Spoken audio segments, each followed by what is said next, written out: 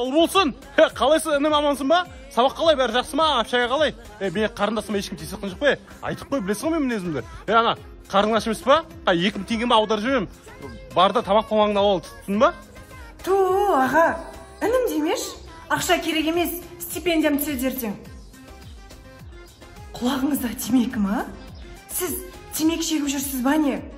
Апаға, папаға, мамаға бәріне айтам сізді бол. Ол болсын. Білесің ғой, мен темекі шекпеймін ғой. Вообще темекі шекпеймін ғой.